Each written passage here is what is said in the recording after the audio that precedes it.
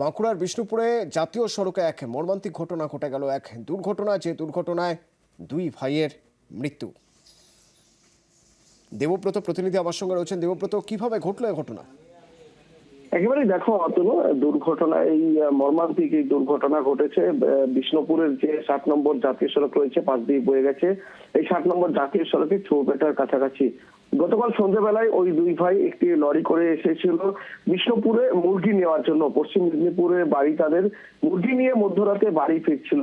ঠিক তখনই চৌবেটার কাছাকাছি যে একটি 14 চাকা লরির সঙ্গে তাদের টেম্পোর মুখোমুখি সংঘর্ষের ঘটনা ঘটে। ঘটনায় একজনের মৃত্যু হয়। তড়িঘড়ি স্থানীয় বাসিন্দারা সবাইকে উদ্ধার করে এবং ঘটনাস্থলে যায় বিষ্ণুপুর থানা পুলিশ। এরপর প্রত্যেককে নিয়ে আসা হয় বিষ্ণুপুর সুপার স্পেশালিটি হাসপাতালে, মৃতদেহ আনা হয়। চিকিৎসাধীন অবস্থায় আরো এক ভাইয়ের মৃত্যু হয়। সব মিলিয়ে দুই ভাইয়ের মৃত্যু হয়েছে। যে চালক ছিল সে এখনো কিন্তু মৃত্যুর সঙ্গে পাঞ্জা লড়ছে, হাসপাতালে এখনো চিকিৎসাধীন রয়েছে।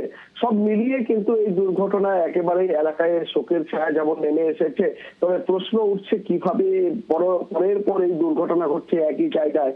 কারণ এই চৌবেটায় সংলগ্ন এলাকায় এর আগেও দুর্ঘটনা ঘটেছিল, তবে কিভাবে নজরদারি রয়েছে, অভাব রয়েছে, এই বিষয়গুলো কিন্তু একাধিক প্রশ্ন উঠছে। তবে প্রাথমিকভাবে অনুমান করা হচ্ছে অত্যাধিক দ্রুত গতিতে থাকার জন্যই এই দুর্ঘটনা ঘটেছে। অতনু, ধন্যবাদ।